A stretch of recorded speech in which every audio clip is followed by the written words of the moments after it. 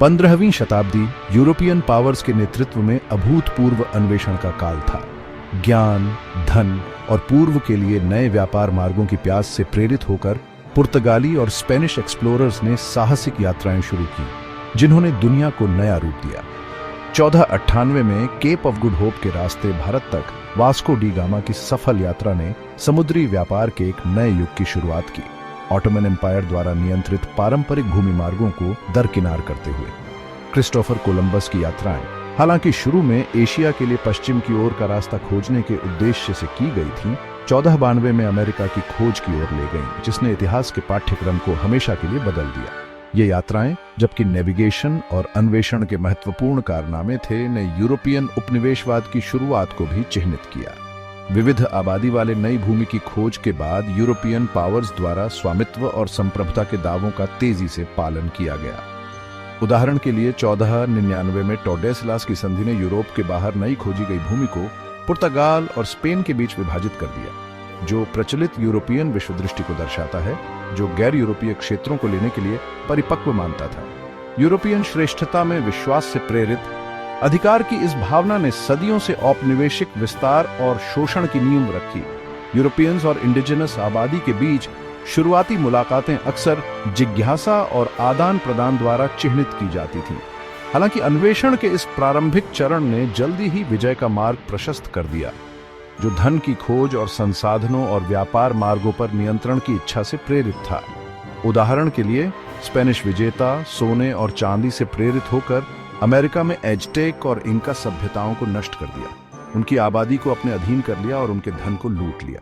पुर्तगालियों ने अफ्रीका और एशिया के तटों के किनारे व्यापारिक पदों की स्थापना की, धीरे धीरे अपने प्रभाव का विस्तार अंतर्देशीय किया और आकर्षक दास व्यापार में संलग्न रहे।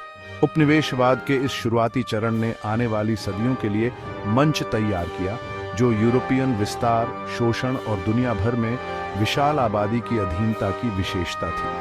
संसाधनों, नए बाजारों और भू राजनीतिक प्रभुत्व की तलाश ने औपनिवेशिक साम्राज्यों के उदय को बढ़ावा दिया, जिससे दुनिया पर एक अमिट छाप छोड़ी गई और आने वाली सदियों के लिए भू राजनीतिक परिदृश्य को आकार दिया गया।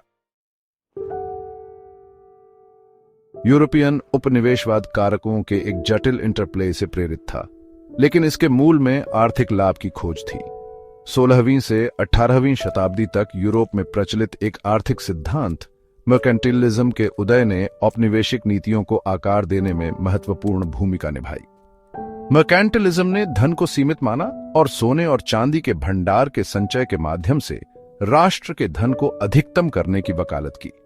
उपनिवेशों को कच्चे माल के महत्वपूर्ण स्रोतों और तैयार माल के लिए बाजार के रूप में देखा जाता था, जो व्यापार के अनुकूल संतुलन बनाए रखने के लिए आवश्यक थे। यूरोपियन पावर्स ने अपने उपनिवेशों के संसाधनों पर मोनोपोलीज स्थापित करने की मांग की। चीनी, मसाले, कपास और खनिज जैसे कच्चे माल की निकासी अक्सर जबरन श्रम और शोषणकारी प्रथाओं के माध्यम से की जाती थी।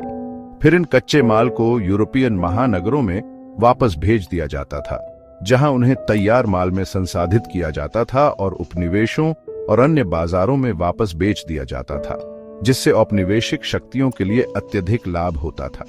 आर्थिक शोषण की यह प्रणाली, जो असमान विनिमय और उपनिवेशों से धन की निकासी की विशेषता थी, उपनिवेशवाद की एक परिभाषित विशेषता बन गई। आर्थिक लाभ की खोज अक्सर रणनीतिक विचारों के साथ जुड़ी हुई थी।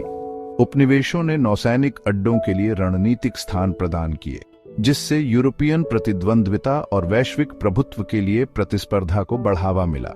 प्रमुख व्यापार मार्गों पर नियंत्रण और संसाधनों तक पहुंच सर्वोपरि हो गई, जिससे यूरोप और उनके औपनिवेशिक संपत्तियों दोनों में यूरोपियन शक्तियों के बीच लगातार संघर्ष होते रहे। उदाहरण के लिए 1756 से 1763 तक ब्रिटेन और फ्रांस के बीच लड़ा गया 7 साल का युद्ध यूरोप, उत्तरी अमेरिका और भारत में भड़की लड़ाई के साथ एक वैश्विक संघर्ष था, जो औपनिवेशिक प्रतिस्पर्धा और यूरोपियन शक्ति संघर्षों की परस्पर वर्फलेक्तुंग पर प्रकाश डालता है।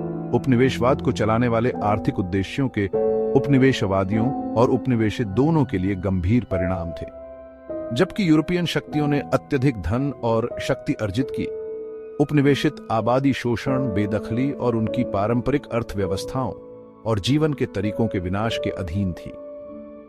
आर्थिक शोषण की यह विरासत आज भी दुनिया पर एक लंबी छाया डालती है, जो वैश्विक असमानताओं और सतत विकास को प्राप्त करने में कई पूर्व उपनिवेशों के सामने आने वाली चुनौतियों में योगदान करती है। औपनिवेशिक महत्वाकांक्षाओं की खोज एक विनाशकारी मानवीय कीमत पर आई, जो व्यापक शोषण, जबरन श्रम और अटलांटिक दास व्यापार की भयावहता द्वारा चिह्नित थी। उदाहरण के लिए, अमेरिका की इंडिजिनस आबादी को यूरोपियन आगमन के बाद विनाशकारी परिणामों का सामना करना पड़ा। चेचक जैसी बीमारियां, जिनके प्रति उनमें कोई प्रतिरक्षा नहीं थी, ने इंडिजिनस आबादी को नष्ट कर दिया, जिससे यूरोपियन विजय और बसाव का मार्ग प्रशस्त हुआ।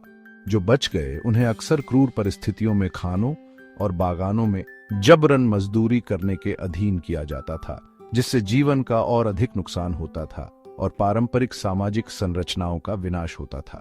अटलांटिक दास व्यापार मानव इतिहास का एक विशेष रूप से काला अध्याय, उपनिवेशवाद की क्रूरता और अमानवीयता का प्रमाण है। लाखों अफ्रीकियों को भयावह परिस्थितियों में अटलांटिक महासागर के पार अमेरिका में बागानों में काम करने के लिए ले जाया गया। मुख्य रूप से कैरिबियन और दक्षिण अमेरिका में लोगों का यह जबरन प्रवासन उपनिवेशों में श्रम की अतृप्त मांग से प्रेरित होकर खतरनाक मध्य मार्ग के दौरान लाखों लोगों की मौत और बागानों में उनके साथ किए गए अमानवीय व्यवहार से अनगिनत लोगों की मौत का कारण बना। दास व्यापार का अफ्रीकी समाजों पर विनाशकारी प्रभाव पड़ा, जिससे परिवार, समुदाय और पूरे क्षेत्र बिखर गए। दास व्यापार के कारण हुए सामाजिक और आर्थिक व्यवधान के साथ साथ मानव पूंजी के नुकसान के अफ्रीकी महाद्वीप के लिए लंबे समय तक चलने वाले परिणाम हुए, जिससे इसके विकास में बाधा आई और आघात और अन्याय की विरासत छूट गई। अटलांटिक दास व्यापार न केवल एक नैतिक घृणा थी, बल्कि मानवता के खिलाफ एक अपराध भी था, जो लालच और गुलाम बनाने वालों की मानवता के प्रति पूर्ण अवहेलना से प्रेरित था। श्रम का शोषण अपने विभिन्न रूपों में औपनिवेशिक व्यवस्था का एक अभिन्न अंग था, चाहे वह खानों और बागानों में इंडिजिनस आबादी का जबरन श्रम हो या अफ्रीकियों की चैटल गुलामी। औपनिवेशिक शक्तियां संसाधनों को निकालने और धन उत्पन्न करने के लिए जबरदस्ती श्रम पर निर्भर थी। यह शोषण यूरोपियन श्रेष्ठता में विश्वास और गैर यूरोपीय लोगों के अधिकारों के प्रति उपेक्षा से प्रेरित होकर दुनिया पर एक अमिट छाप छोड़ गया, जिसने वैश्विक असमानताओं को आकार दिया और नस्लवाद और भेदभाव की विरासत को पीछे छोड़ दिया, जो आज भी गूंज रहा है। औपनिवेशिक शासन के तहत समाजों का परिवर्तन सांस्कृतिक थोप और प्रतिरोध द्वारा चिह्नित किया गया था। यूरोपियन औपनिवेशिक शक्तियों ने अपनी सांस्कृतिक, धार्मिक और सामाजिक मानदंडों को उपनिवेशित आबादी पर थोपने की कोशिश की, अक्सर जबरदस्ती के माध्यम से। यह सांस्कृतिक थोप यूरोपियन सभ्यता की श्रेष्ठता में विश्वास और उपनिवेशित लोगों को सभ्य बनाने की इच्छा से प्रेरित था। इस प्रक्रिया में मिशनरियों ने महत्वपूर्ण भूमिका निभाई, ईसाई धर्म और यूरोपियन मूल्यों का प्रसार किया, अक्सर इंडिजिनस मान्यताओं और प्रथाओं की कीमत पर। यूरोपियन भाषाओं, इतिहास और रीति रिवाजों को स्थापित करने के लिए शिक्षा प्रणालियों की स्थापना की गई, जिससे पारंपरिक संस्कृतियों का और अधिक क्षरण हुआ। हालांकि सांस्कृतिक थोप की इस प्रक्रिया को उपनिवेशित आबादी के प्रतिरोध का सामना करना पड़ा। इंडिजिनस लोगों और गुलाम बनाए गए अफ्रीकियों ने अपनी सांस्कृतिक पहचान को बनाए रखने के तरीके खोजे, अक्सर अभिव्यक्ति के नए समन्वित रूपों को बनाने के लिए यूरोपियन और पारंपरिक तत्वों का सम्मिश्रण किया।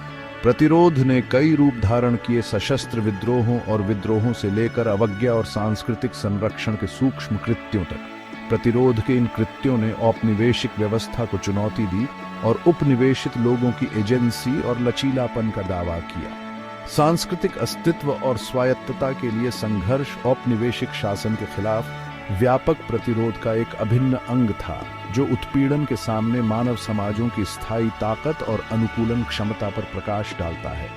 सांस्कृतिक थोप और प्रतिरोध की विरासत पूर्व उपनिवेशों की पहचान और इतिहास को आकार देती रहती है, जो औपनिवेशिक मुठभेड़ में शक्ति, संस्कृति और प्रतिरोध की जटिल परस्पर क्रिया को दर्शाती है।